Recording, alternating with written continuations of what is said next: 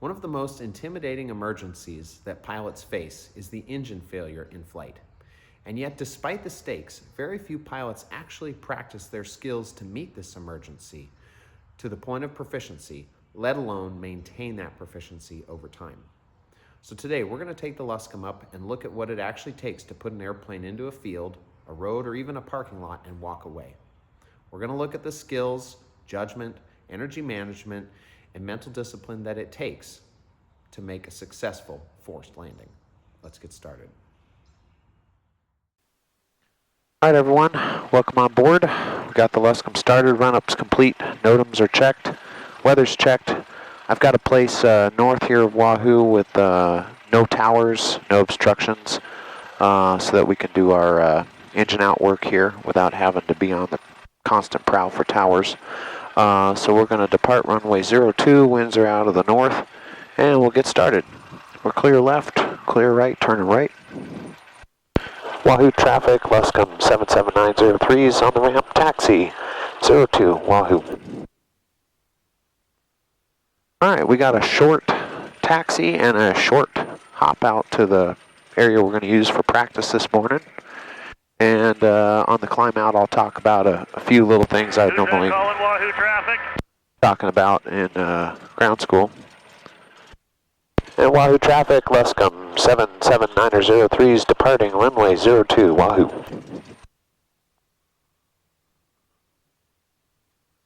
Okay, clear left, clear right. Just heard a friend of mine make a call there. He's out and about somewhere.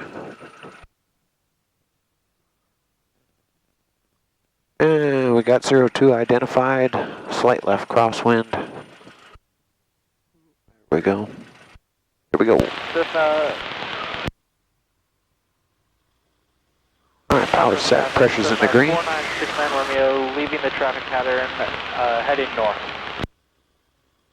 Traffic, pipeline 2996, X-ray is 4 miles to the northwest, transitioning to the east, about 3.5 north of the field, 1,500, low-level pipeline inspection, Plattsmouth. Yeah, that's down at Plattsmouth. Head on a swivel.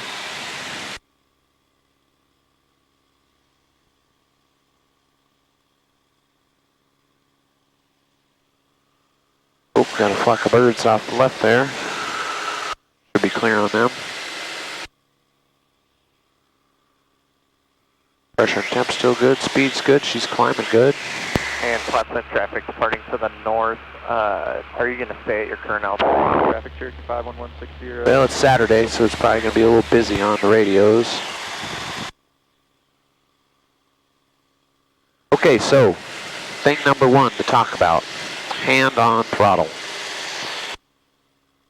I make all my students hold the throttle anytime we're taking off and below 1,000 feet. Why?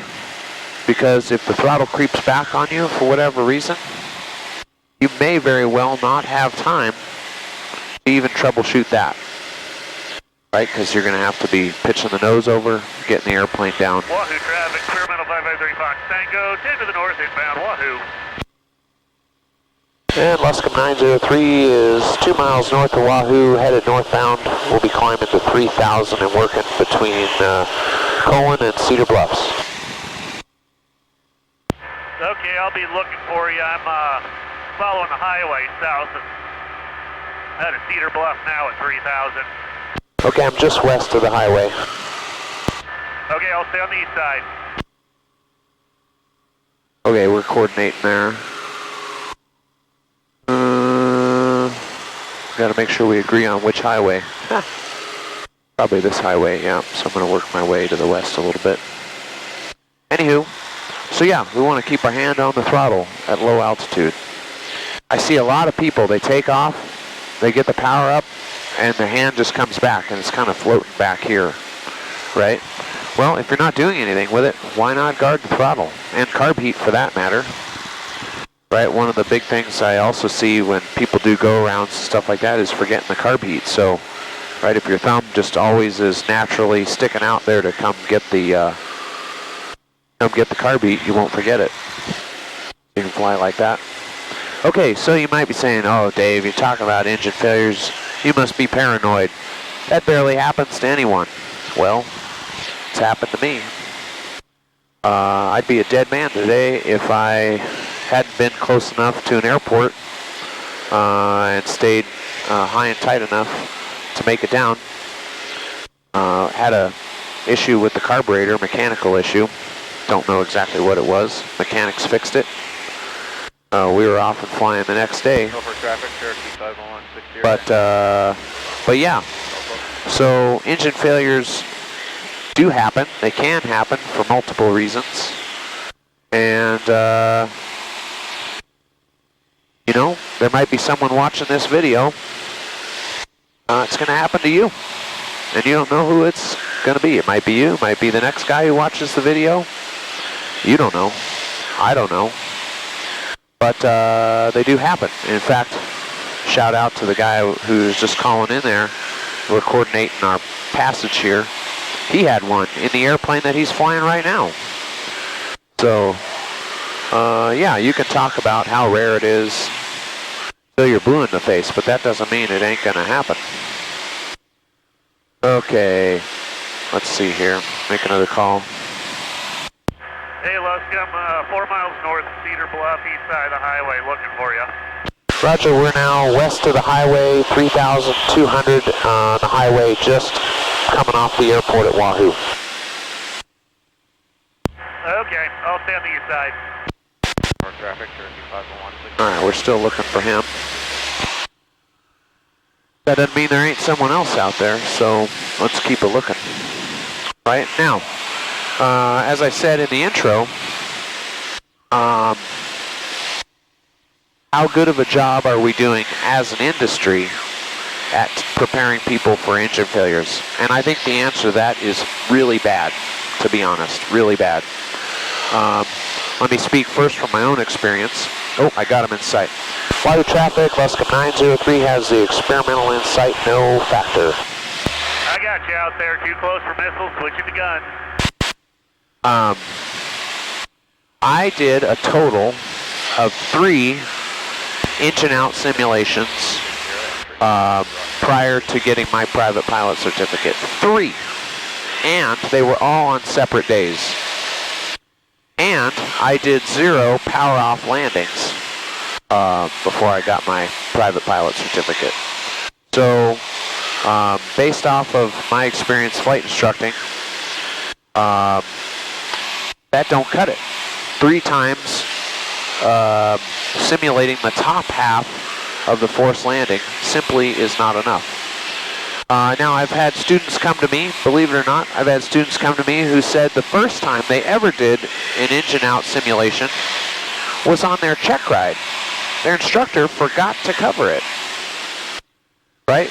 So now I'm sure there are instructors out there who do a good job of covering this. Maybe they do it every lesson. Maybe they do it twice a lesson. I hope so. Wahoo, right? Experimental 3 Fox Tango, But north, straight into a downwind for 02 Wahoo. Right, the engine needs to fail often. And it also needs to fail repetitively in the same lesson. And why? Well, when we're working on landings, we don't just do 1 landing per lesson or 1 landing per airport, you know, and go hit 5 different airports in 1 lesson. No, of course not. We go to an airport and we do a bunch of laps, right? Repetition, iteration. We improve on our skills through habit and through repetition, right? So if you go out and you're practicing, you know, your stalls and steep turns and stuff, and then you do 1 engine out, yay, okay, good job.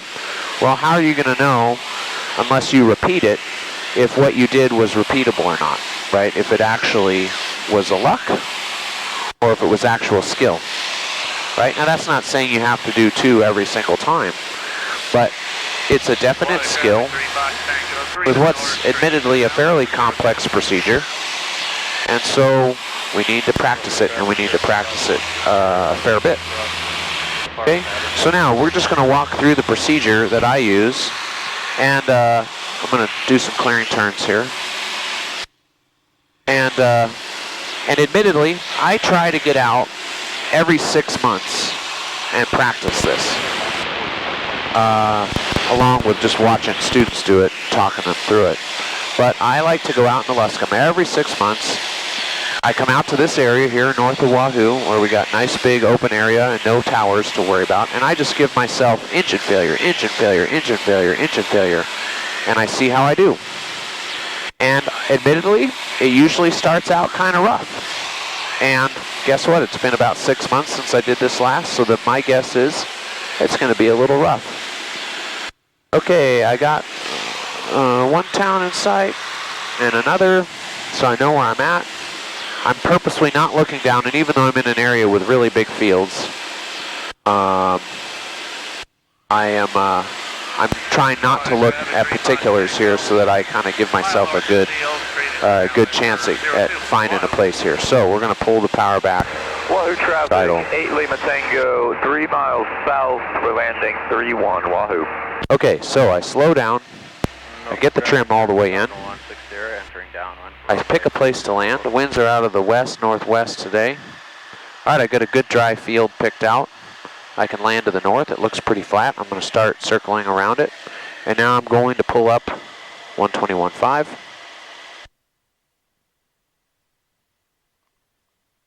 Okay, I got my radio switched over, and now procedure. Okay, well I'm going to start down here. Fuel valve is on. Mags are both. Carburetor heat's on.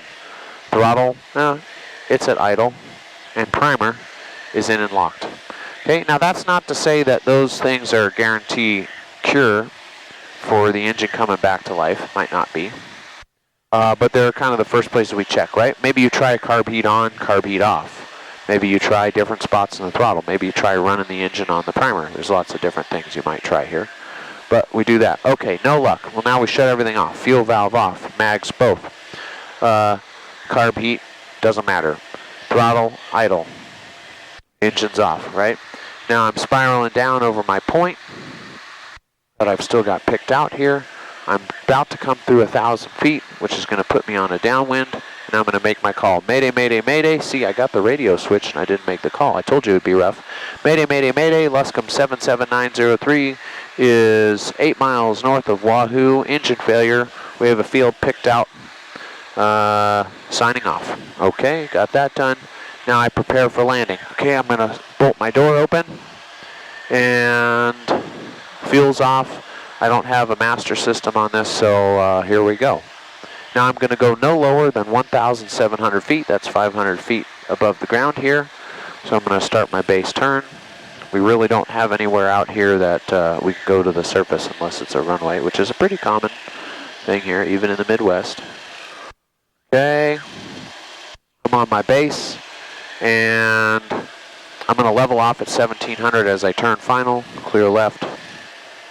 There's 1,700, I'm going to add power, and my plan was to land right down through here next to this pivot to the north. Okay, climb away. Trim. Okay, so that was the procedure. Now, if you're out here doing this for proficiency, or you're learning, this is now where you start thinking about, what did I do right, what did I do wrong? Okay, well, I got to airspeed and trim fairly well. I had a fairly decent place picked out to land. I switched my radio to guard, but I did not actually make the call.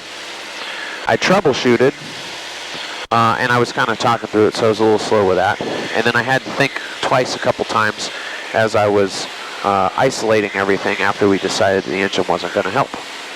My pattern was good, and I think I had a pretty good field picked out by what I saw down at 500 feet. So there's my critique.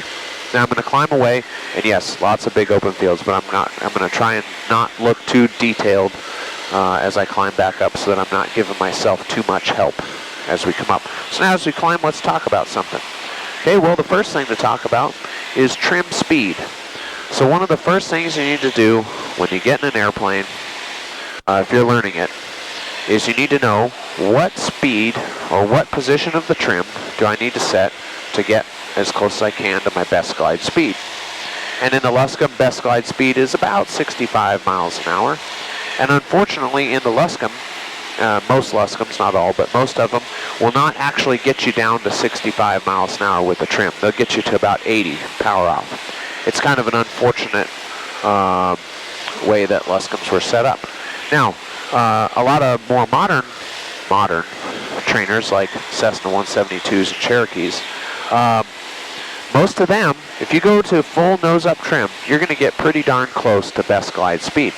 So I tell people, if you don't know what your best glide speed is, don't worry about dorking around trying to find it out. Just get full nose-up trim in. That's probably going to get you pretty close to your best glide speed, and off you go.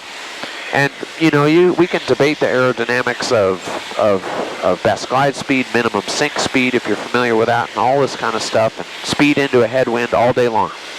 And that stuff does matter. But it doesn't matter if you don't have your mind under control in the first place, right? So I'd much rather someone have their head on a swivel, be situationally aware, and be 5 miles an hour fast or slow from best glide speed than to be exactly on best glide speed but have no idea what they're doing. And I've seen that before, right? So technicalities can be important, but we have to get through the prerequisites first. Okay, now let's see if I can do this a little better. So I've kind of been spiraling up, and normally as I would be in cruise, right, I would be looking for places to land, but I'm trying to do these in rapid succession, and so I don't want to give myself too much help here. So now we pull the, oh shoot, we had an engine failure. Oh no, what's wrong? Okay, well, aviate. Now I can even go ahead and start looking for a field now while I'm trimming, and I got a good one picked out. Okay, and it's downwind a little bit, which will help me get to it. So I've got my field picked out, I got my landing spot picked out, I got my radio tuned. 1, 2, 3, 4. And mayday, mayday, mayday, Luscombe 77903, 9 miles northwest of Wahoo, engine failure. We have a field picked out. 1 soul aboard. Please send help. Goodbye. Okay, troubleshoot. Fuel valve on, mixture or mags both, left or right. See if a different mag runs things better. Work the carb heat, see if that does it. Work the throttle, work the primer. Okay, none of those worked. All right, I'm still on a downwind here. I've got some extra altitude. I'm going to set up a single turn spiral. And now I'm going to turn everything off. Okay, turn that off, mags both, fuel off, and there we go. All right, so I've got that done. Now I prepare for a landing, so I bolt my door open. Maybe even put my window open if I wanted to, right?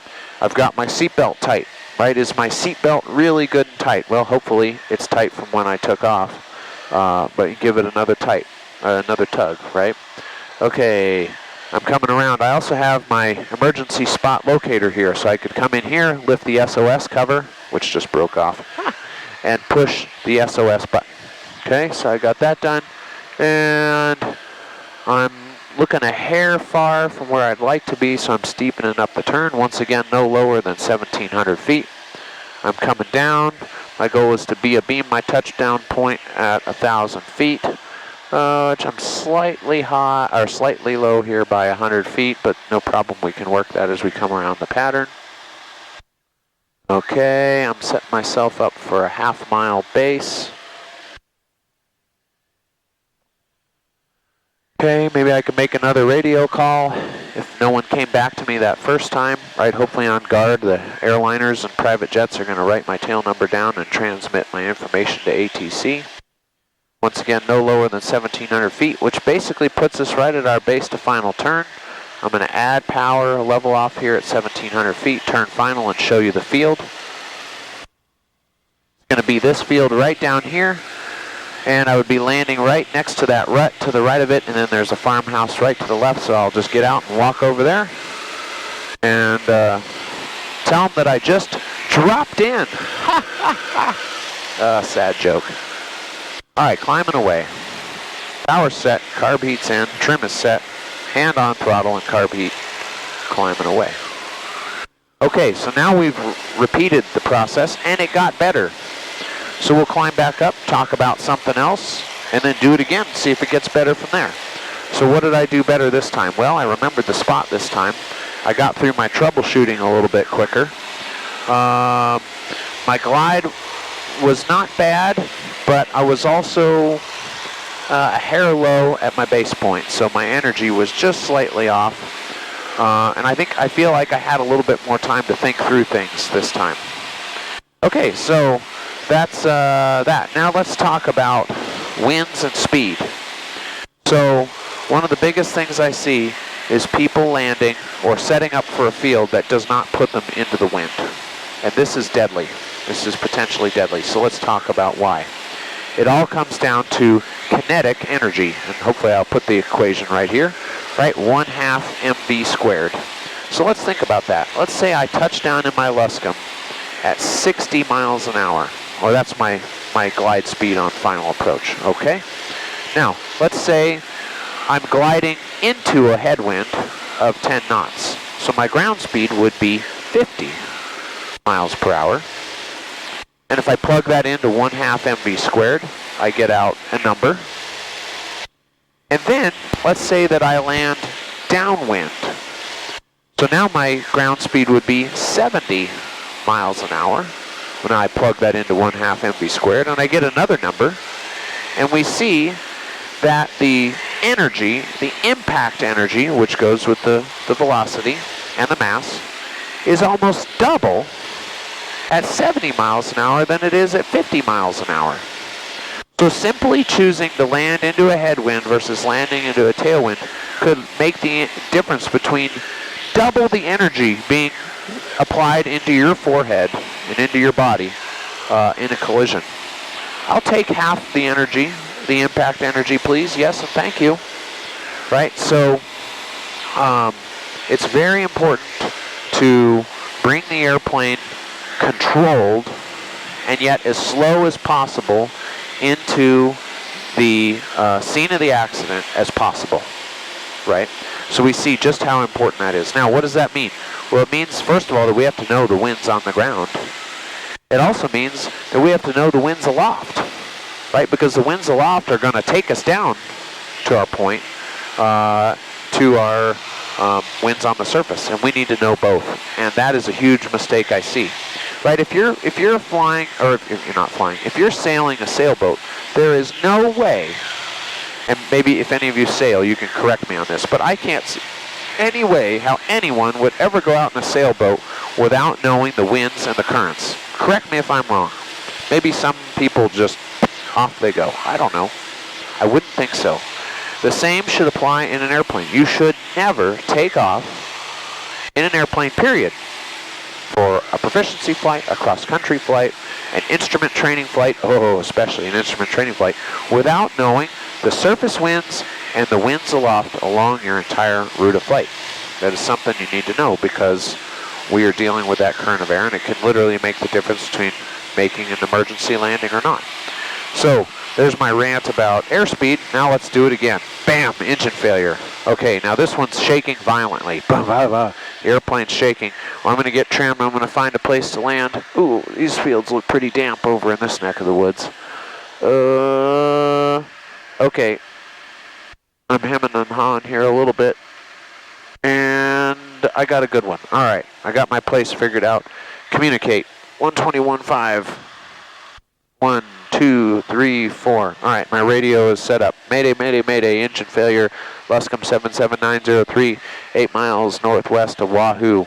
Please send help. All right, engine's shaking, so I want to turn it off. Now, fuel valve off, mags off, throttle out, and all that. Now, I want to quit the shaking, so I'm going to pull up on the nose. I'm going to slow the airplane down because I happen to know through experience that in the old Luscombe here, if we don't slow down, we're not going to get the engine to quit from shaking.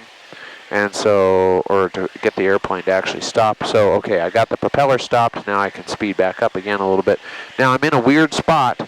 I'm south of my field, which is, it's going to be right down here. And the winds are out of the northwest. So I'm kind of on top of where I should be on final. And I've got about 400 feet to put myself, beam the numbers.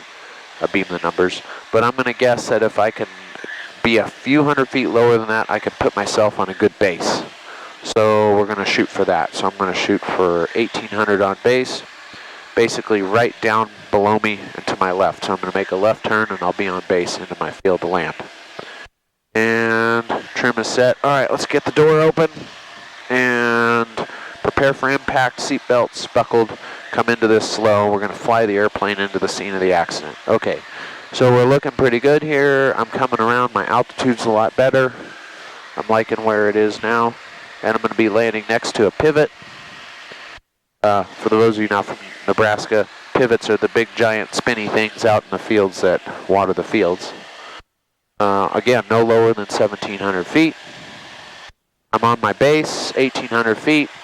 And yep, once again here, 1,700 feet, I'd be turning final or just above it.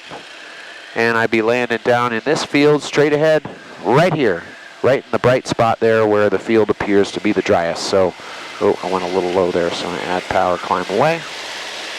Looks like I'm more than that away from any buildings, structures, people, property, vessels, vehicles. So we're gonna do our best to follow the rules here. Carb heat, power in, adding power, trim is set, climbing away. Maybe we're going to work to the right. Okay, so now how did that one go? Well, I kind of struggled to pick a field here because I worked my way over to kind of I guess a low spot with a lot of moisture over here. So I'm a little disappointed in how I picked that field. And I didn't pick a very good one.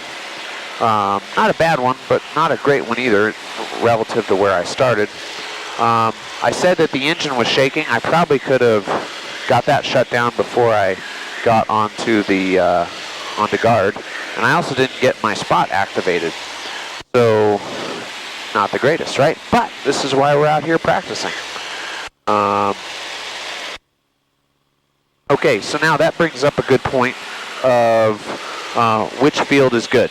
Well, one of the problems that I see a lot in giving flight reviews and checkouts is that people pick the perfect field outside of gliding range. I can't tell you how many times I've seen that, right? And that brings up a question. Why would you go to the perfect field far away if you can go to a average field really close? Well, that's my theory, right? I will take the average field close that I can have the best chance to set up for than to bet the farm on a place that I might not be able to get to, right? So that's why whenever I lose the engine, the first place I'm looking is down and to the left, because I'm sitting on the left side of the airplane. So I'm going to roll the airplane to the left, and I'm going to look beneath me, and I'm going to say, what's directly beneath me, and is it good enough, right? And that's probably what happened to me on that last one, is that I was trying too hard to pick an ideal spot because I was noticing the moisture in the fields, right? So that's not good. And so yeah, pick the survivable, reasonable enough, good enough place close, than trying to go to the the 18th hole of that perfect flat golf course out in front of you that is 3,500 feet long and closed for the day for you to make your emergency landing. Okay, so that's what we talked about on this one. And all right, so we're climbing back up here. And dang it, I just saw a really good place to land. I shouldn't have been looking, folks. Anyway, we're going to keep climbing up. Doo-doo-doo. Looking for traffic. And bam, boom, engine failure. Okay, this one was a slow fade out. Okay, so we're coming down, set the trim. Roll to the left, find a place to land. Okay, I got a good spot. It's in the middle of a field. I'll have a little bit of a walk, but it's good. I'm not going to second guess myself. I'm going with a spot. Okay, aviate, navigate, communicate, pull over the radio. 1, 2, 3, 4. That's the shortcut on my radio. To get to guard. Okay, so I'm on guard. Mayday, mayday, mayday. Engine failure. Luscombe 77903 is 8 miles north of Wahoo. Engine failure. Please send help. Goodbye. Okay, troubleshoot. Okay, fuel's on. Mags, try those. Carb heat, try that. Maybe I got carb ice. I don't know. Try the throttle. Maybe it runs it wide open and not at closed. I don't know. Okay, none of those work. Okay, I'll see if I can run the engine on the prime. Okay, no, that's not working. All right, shut everything off. Boom, boom. Turn the keys off. Fuel off. Okay, prepare for impact. Door open. Seatbelt's tight. Shoulder harness is tight. And we're going to get to the beacon this time. Oh! Alright, mash the SOS button. Alright, that's good. Alright, now altitude 2,500. I'm at a perfect altitude to wander across my field here and join the the left downwind, right at altitude. Okay, I'm coming over the field. Even though I know I'm in a good area here, I'm still looking for obstructions. You never know when someone decides to put up a ham radio tower or a TV tower or cell phone tower without telling the FCC and the FAA, who knows. Okay, now I'm going to be a little low. I'm coming over the field. I'd like to have been 100 feet higher here, but right, I can just do this visually. I don't even need to look at the altimeter, right? Are the houses getting bigger or smaller? Are the houses small or big? That's the main question here, right? If you're low, we'll just fly a tighter pattern. If you're high, fly a little wider pattern. And there's a lot of moisture in the field south of this one, so I think I picked a good one here. Our field seems to be a little higher, and 1,800 feet. Looks like I'll just make it around the base and have to do a go around. Yeah, okay, so I'm adding my power, and I'm right at 1,700 feet. Now I'm going to turn final, and right down here on the other side of this dirt road is where I was going to put it, and there's a bright spot right there. That bright spot was going to be my touchdown point. And not a bad one. Okay, let's climb back up. Okay, let's walk through it. Aviate, I got slowed down.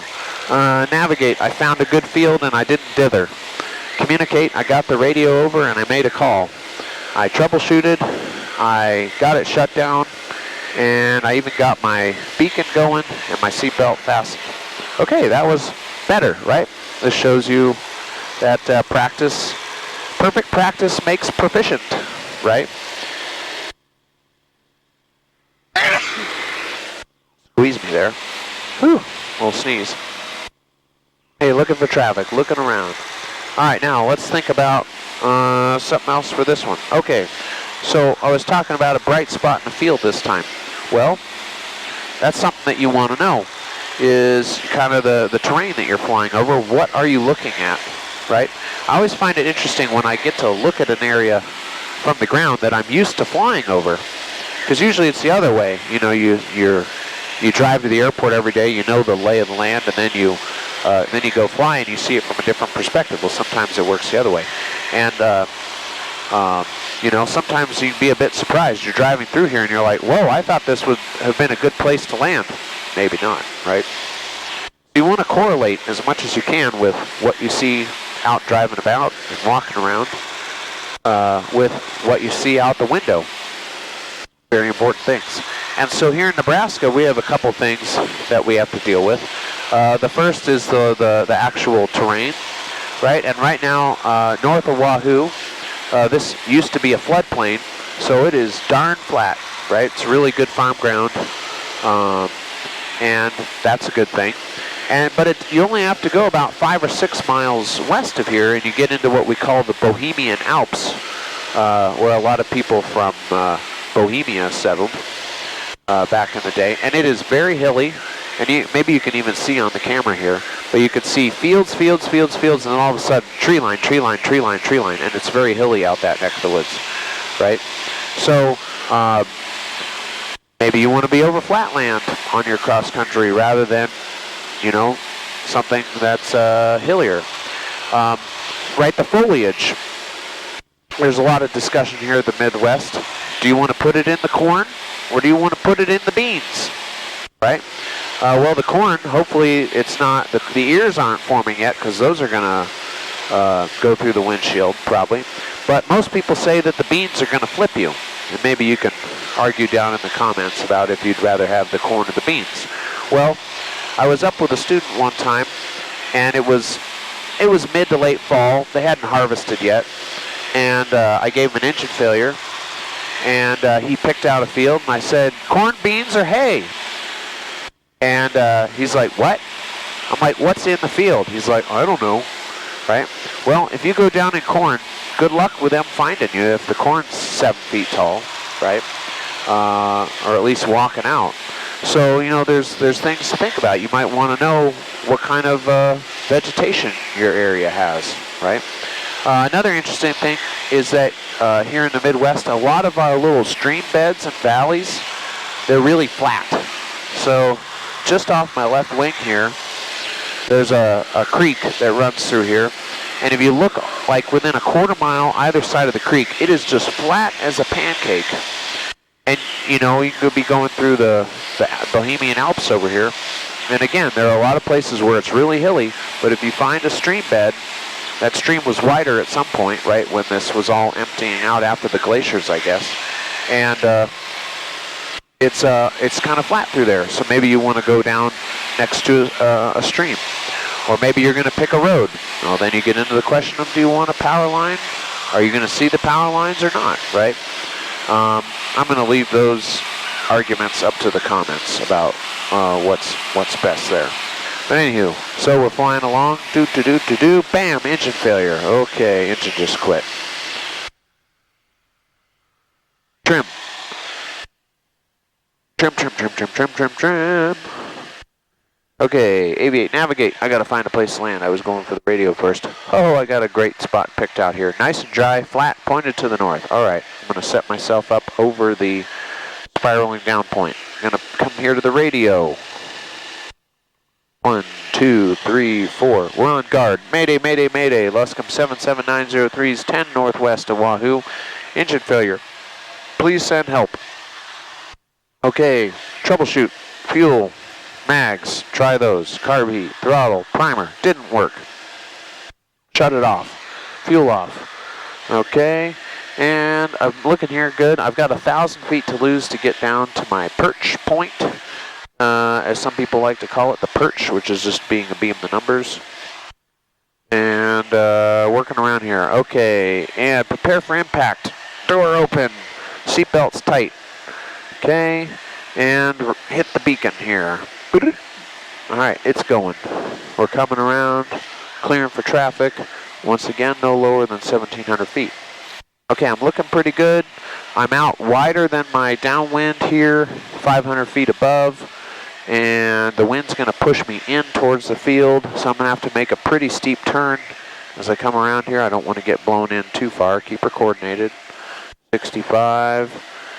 And here we go. We're coming into the downwind, and I'm going to land just after the road, which you'll probably see in a minute. This is like literally right next to a dirt road. It's like, almost looks like a runway, the way the dirt's laying. Probably just plowed. I don't know what they did to it, but I should know more.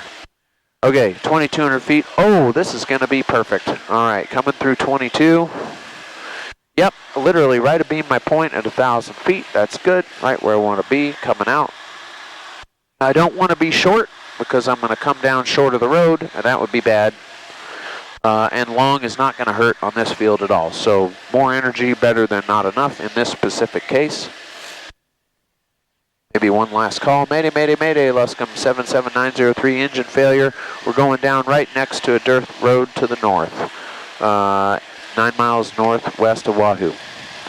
Don't want to do this for real, so I'm going to keep making sure my engine's good. And there's 1,700 feet. I'm turning final. I'm leveling off. And you can see right down here to the left side of this dirt road right here, it almost looks like someone made a runway for me. It looks like they plowed up to that point, but not that little strip, so that'd be good hard ground. So that's good. All right, trim is set. Holding the throttle and the carb heat. Get that set. Climbing away, looking around. Doors closed. Trim set. All right, now let's talk about the aviate part a little bit. I like to use aviate, navigate, communicate, as you probably told. Some people use A, B, C, D, E checklist. I'll leave that up to your preference. You can argue about that in the comments. But let's talk about aviate. We already talked about how we want to know ahead of time where to set the trim to get close to our best glide speed. Why did I bring that up earlier? I didn't really mention this. It's kind of dawning on me now. That a lot of people spend too much time dorking around with the trim and pitching the airplane trying to get it right on that best glide speed when they should be eyes outside trying to pick a place to land, right? We do not, like I said, need to have absolute perfect control of airspeed right at the top beginning of the maneuver when we've got bigger fish to fry, right? Now, how do you want to lose that energy? Well, let's say you're going 100 miles an hour here in the Luscombe. Your best glide speed's close to 65, and you have three options. You can climb and bleed the speed, come back down again. You can fly level and slow down on the level, or you can descend and slow down as you descend, maybe. Which of those is best? Well, I've actually done some physics simulations on this, and to the best of my understanding on this one, the best option is to slow down on the level line. Now you might say, well, I got all this speed, why don't I trade it for altitude? Well, that's true, but you're going to have to pull G to do it, which is going to add induced drag, and you're going up, you're going to come right back down through the same altitude, and so as best I can tell, the most energy efficient way, even if you have a ton of speed compared to best glide speed, is to slow down on the level line. Descending makes absolutely no sense, because if you're faster than your best glide speed, you're just burning more drag as you slowly slow down. So you can argue about that in the comments too. All right, we're climbing back up. And let's see, what else can we talk about? Well, we got to talk about the perch a little bit more. Picking places to land, but we're going to do another one here because we're out doing our proficiency. Flying along. I haven't really picked out a place here, and bam, engine failure. Okay, I'm going to go into my turn. Okay, all right, I got a field picked out. I got a good one. And I'm trimmed, and find my shortcut button. 1, 2, 3, 4. Mayday, mayday, mayday, Luscombe 77903 is 11 miles northwest, Wahoo, engine failure, going down in a field, please send help. Goodbye. Okay, try to troubleshoot. Fuel, both. Throttle, no luck. Shut everything off. Boom, boom, boom. All right, and prepare for impact. Door open. Seatbelts tight. SOS button. Okay, we got that going. Now, we've got altitude, 2,800 feet. We're spiraling down, and I'm kind of over the touchdown point or the rollout point here, so I've got to work my way around kind of on a high pattern to get out to my high pattern. And now you might be asking me, what's this whole business about the perch? And why are you always doing this like you're in the pattern? Well, there's a very important, specific reason for this. It's because it's consistent, and it's something that I know. If you're trying to pick a place off the nose and glide to it straight ahead, you have no perspective. You have no good way to know where you are in the process. But we fly the pattern all day long. We know what high and low looks like on downwind, base, and final. So put yourself into a familiar situation. Fly the pattern if you have the altitude. That's why you want to pick something close, because it gives you room to maneuver. And then when you practice your engine outs, well, now you're just practicing the bottom half of the maneuver. And then you're putting yourself in a familiar spot. Now, this is one case where I do not want to land long because I've got a farm at the opposite end. And if I land short, I'll be fine. I'll just roll from one field into the next. Might go through a barbed wire fence if there is one, but I don't see one. That doesn't mean it's not there. Okay, we got 100 feet to go. And return and final. And the altimeter always seems to drop, probably because the airflow is messing with the static port. And I'd be landing right through here to this field, rolling up to that farm to the north there. All right, climb away. Oh, didn't get my carb heat. Get that. There we go. Start climbing away.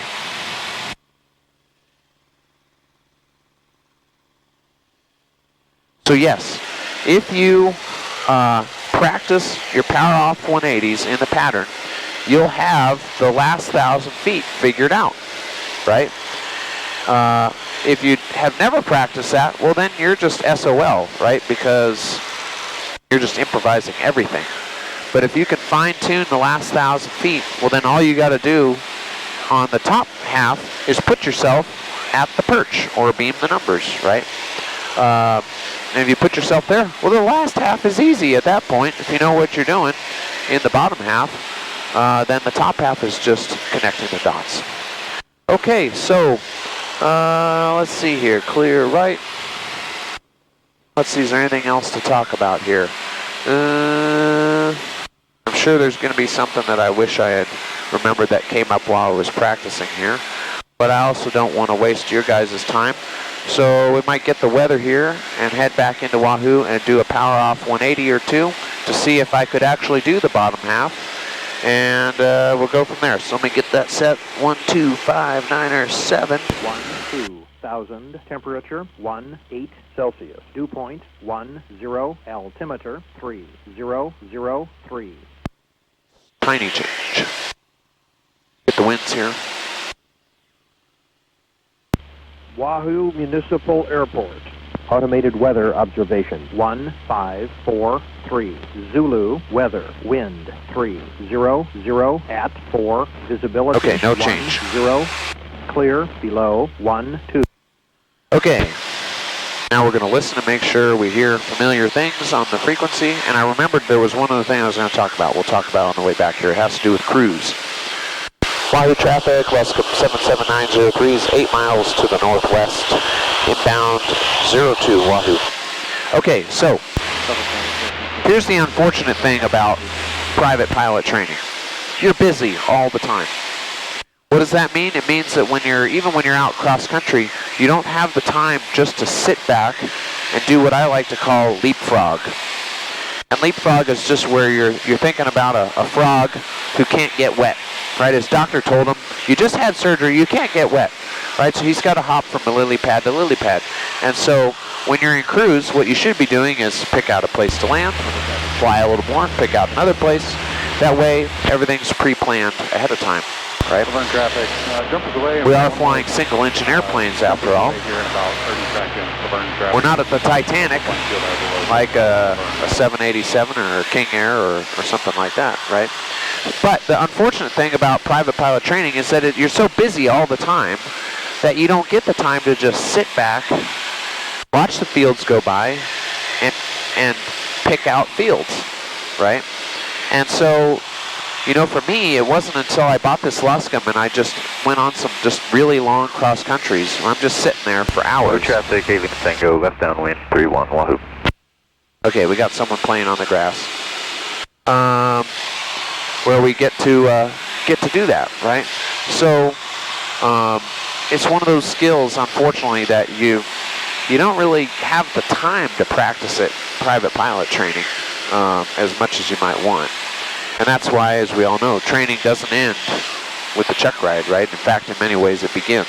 Unfortunately, the desire to go places and use these expensive airplanes to go places often overrides that, and that's one of the unfortunate things about flying these days. Is it's so expensive that we don't, in many ways, don't have the time or the money to practice our proficiency that we really need to go out and use it. 19er Tango Papa, left crosswind, runway 33, Nebraska City.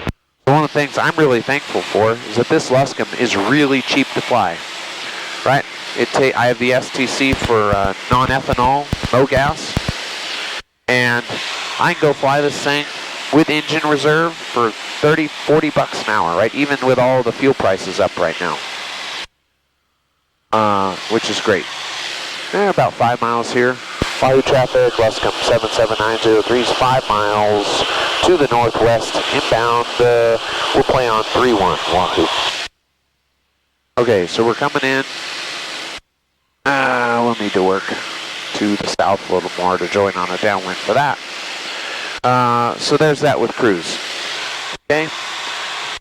And let's see here. So we talked about leapfrog. Now that brings up a good point.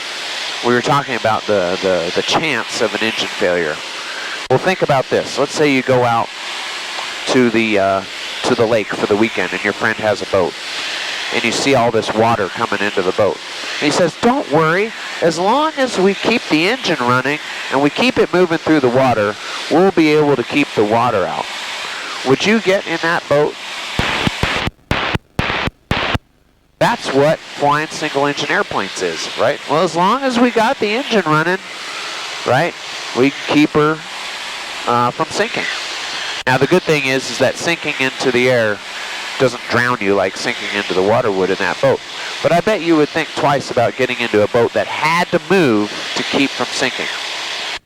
Airplanes are the same way, right? So that risk is always present. Okay, I've got my traffic. Looks like he's on the runway right now, coming down to 2,200 feet. Wahoo traffic, 8 limit Tango, taking off 31 Wahoo. Remain in the pattern. And Wahoo traffic, Luscombe 903 is a mile northwest. We're joining an early left downwind at 31 Wahoo. Okie dokie, so we're going to do an engine out or two here, and the most important engine out is the first one, right? You're coming into the pattern, maybe you're coming into an unfamiliar field, and you do, you're doing an engine out, and you don't make it. Wahoo traffic, 8 limit Tango, I'm going to cut in front of you. Brass City, Cherokee 199er Tango Papa, left base, runway 33, Nebraska City. Nebraska City. Alright, so I probably just cut to this point in the video. We were working through some coordination with other traffic in the pattern, and now we're set up for our power off 180 on runway 31 here at Wahoo. So we're on our left downwind at 1,000 feet, right where I'd like to be as I'm out doing my power off approach. Carb heat, coming to idle. Trim. Go for 49 Yankee. Okay, got my touchdown point figured out. I'll call you back when I get closer, you're broken. Wahoo traffic, Luscombe 903, left base, 31 Wahoo. Okay, we're coming around, power's set, everything's good, power's idle, where it should be. And let's see, I'm looking a little high, so I'm going to be thinking about a slip, but I'd rather slip later when I'm sure I need to give up the energy, not early and then think I'm coming up and then come up short. Wahoo traffic, Luscombe 903's final 31 full stop Wahoo. Okay, and I'm looking here, maybe I'm not going to need to slip. We'll see. Yep, not going to need to slip. Glad I didn't slip earlier. Keep the speed, keep the speed. Okay, looking good. Here comes my cones. Pleasant traffic, Sky 750. Gonna do a 3-point, come into it nice and slow.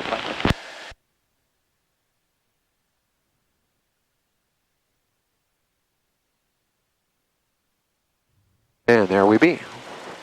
Put some power to it. Keep her kind of light on her feet. The field here is kind of potholy, so I'm going to put the weight on it now that I'm coming into the intersection. Come up onto the pavement.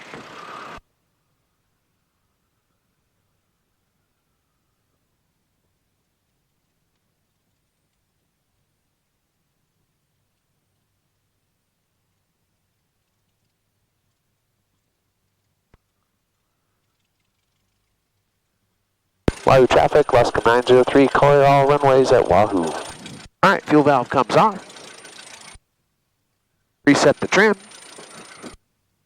I can do that without looking, so. There we go. Come around. Looks like we had someone here waiting for 02. I hope they weren't waiting for us. They didn't say anything.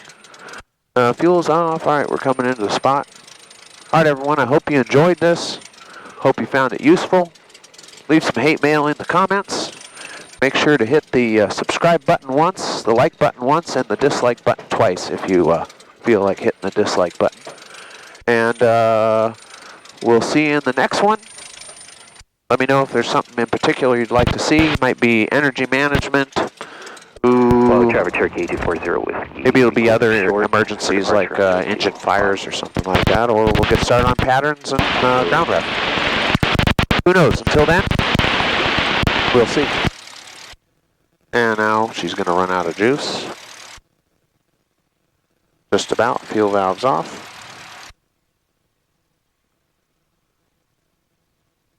Any day now, honey. Fill the spot. Oh, she's thinking about it. All right. We'll see you in the next one. Fly safe.